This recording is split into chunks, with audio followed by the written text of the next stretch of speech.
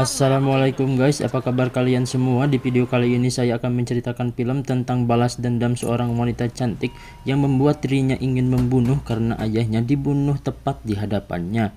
Film ini serial Netflix dan kalau ingin jelasnya boleh lihat langsung di situsnya karena ini merupakan bagian-bagian pentingnya saja. Oke, tanpa berlama-lama mari kita gaskeun.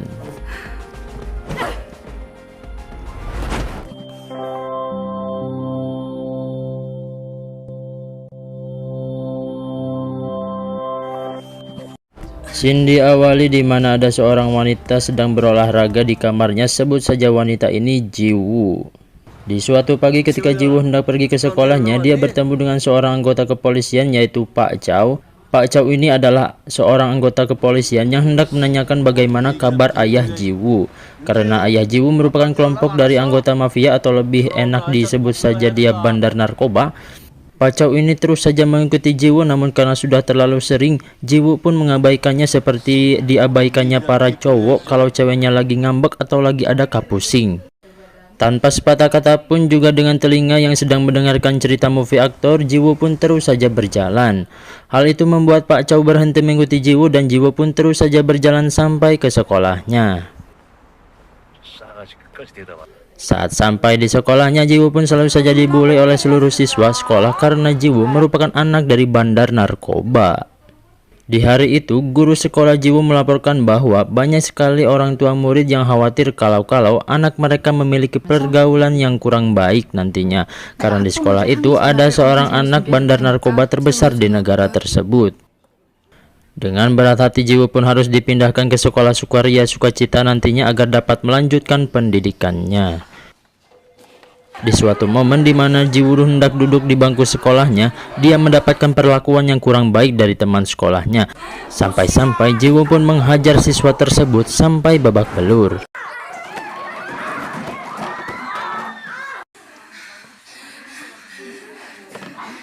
Setelah itu Jiwoo keluar dari kelas dan bertemu dengan gurunya tadi. Jiwoo pun bilang kalau dia berhenti sekolah dan mohon undur diri. Ketika hendak pulang, Jiwoo bertemu dengan Sersan Chow yang selalu mengikuti Jiwoo dan Jiwoo pun langsung menghancurkan spionnya seharga 50.000 dan kabur begitu saja.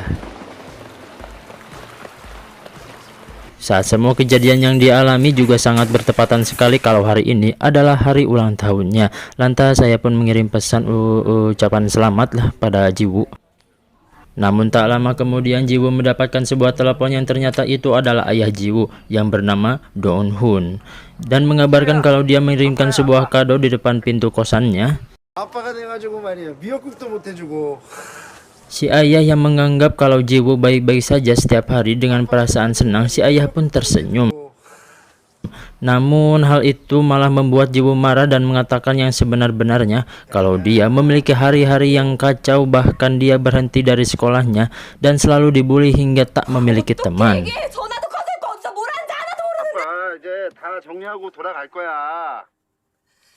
Hal itu terjadi karena semua orang menganggap dia anak dari seorang buronan, dan saking marahnya Jiwoo menganggap kalau ayahnya sudah mati. Dong-hun pun yang mendapatkan kabar itu merasa sangat terketuk hatinya dan dia memutuskan untuk bertemu dengan Jiwoo dan hendak menemaninya. Setelah sampai di depan kosnya, saat itu juga Dong-hun malah didatangi seorang pria misterius dan langsung menodongkan pistol pada Dong-hun. Jiwoo yang merasa aneh di luar pintu lantas melihat di balik pintu dan ternyata ayahnya lah yang sedang berada di balik pintu. Jiwoo yang mendengar suara tembakan lantas mencoba membuka pintu, namun saat itu Dong-hun sengaja mengunci pintu agar si penjahat tidak dapat melukainya. Dong-hun yang sudah terkena luka tembak ditinggalkan begitu saja oleh pria tersebut. Ketika Dong-hun jatuh dan pintu dapat dibuka, Jiwoo pun berteriak, "Tolong, tolong, tolong!"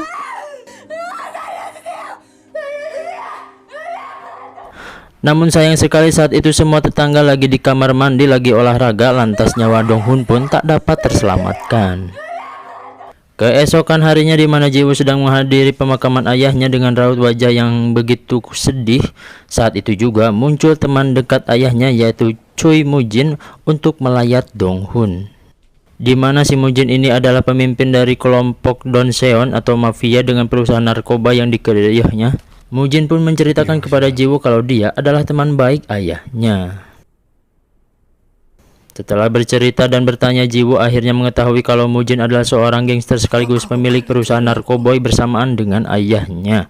Di siang hari di mana Jiwoo berada di sebuah polsek, di mana dikejutkan dengan laporan kalau kasus ayahnya tidak lagi diselidiki karena mengenal ayahnya adalah seorang buronan narkoboy.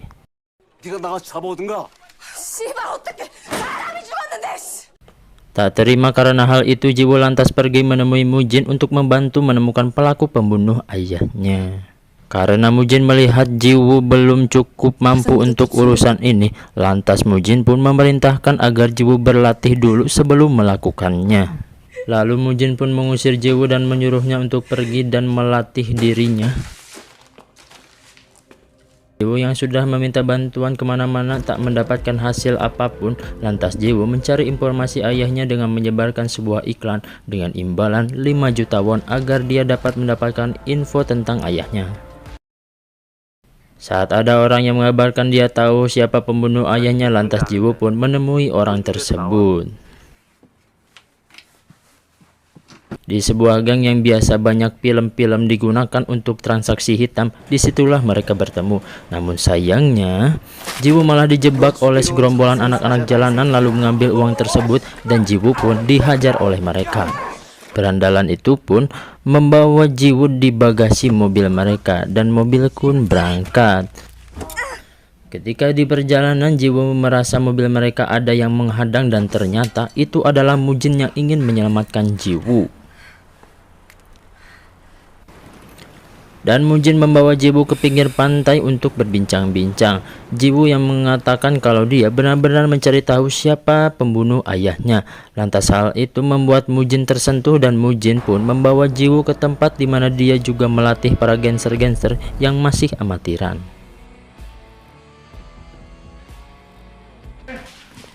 Setelah sampai di tempat latihan, ternyata tempat itu adalah sebuah tempat bertarung yang isinya adalah para pria yang sudah lama mengikuti Mujin. Mereka pun disambut oleh seorang pria yang bernama Gang Jae, di mana Gang Jae ini yang memberitahu Jiwoo tentang keadaan tempat itu. Mujin yang ketika itu melihat Jiwoo sudah berlatih dengan keras, lantas Mujin pun melatih Jiwoo dan memberitahu caranya untuk bertarung. Jiwoo yang memiliki tekad kuat sangat mudah dalam mempelajari sesuatu. Hari pertarungan pun tiba, di mana semua peserta di tempat itu bertarung habis-habisan karena siapa saja yang menang, dia akan bergabung dengan tim utama Mujin dan mendapatkan hadiah sebesar 10 juta won. Wow! Pertarungan pun terjadi dengan sangat sengit, di mana tersisa adalah Jiwoo dan Gang Jae. Duel pun terjadi di antara mereka, namun Jiwoo kali ini lebih unggul dan memenangkan pertarungan itu.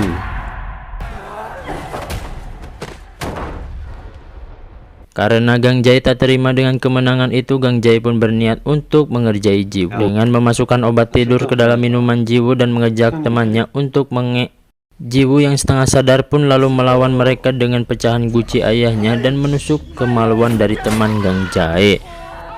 Gang Jae yang marah besar pun hendak melukai Jiwoo dengan sebuah alat, namun hal itu digagalkan oleh Taeju, tangan kanan Mujin, yang kebetulan berada di tempat latihan tersebut.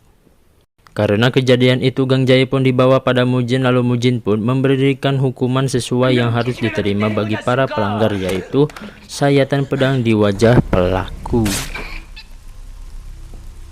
Setelah itu Mujin pun membawa Jiwoo ke sebuah kedai teh neneng, di mana Mujin menunjukkan sebuah pistol yang ditemukan di dekat kejadian ayahnya dibunuh. Mujin pun menyuruh Jiwoo untuk berlatih selama 3 tahun dan Jiwoo pun menghilang untuk sementara waktu di depan publik dan dia menginap di rumah saya untuk beberapa waktu yang sangat lama. Jiwoo yang kala itu sudah berlatih pun bergabung dengan anggota kepolisian bagian kejahatan dan kriminal dan nama Jiwoo pun diganti dengan nama Oh Hae-jin. Suatu hari ada sebuah tugas yang dimana Jiwoo diharuskan menangkap seorang narkoboy yang kala itu ada di sebuah bar. Namun karena salah komunikasi dengan seorang anggota detektif yang bernama Pildo yang merupakan bagian dari pemberantas narkoba, saat kejadian berlangsung ternyata Jiwoo melakukan tindakan itu dengan sendirinya. 박창구, 이수민 살해 혐의로 체포한다. 네. Lalu Jiwoo pun disuruh pindah tugas, namun selamatnya semua anggota narkoba itu berhasil ditangkap. Karena Jiwoo melakukan tugasnya dengan sangat baik, Jiwoo pun cepat bertambah pangkat dan ditempatkan di posisi divisi narkoboy yang diketuai oleh Kapten Chan.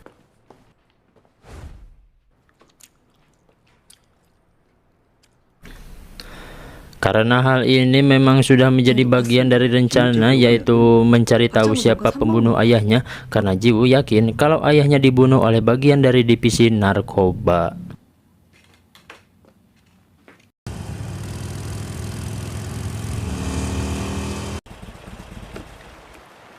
Di suatu malam ketika Jiwoo dan Mujin bertemu, Mujin menceritakan saat-saat bersama ayahnya saat sedang bertarung melawan para gangster. Ketika Mujin sedang terpojok dan Nonhun pun menyelamatkan mereka, saat itu juga mereka sudah seperti Power Ranger yang menjadi paket pertarungan.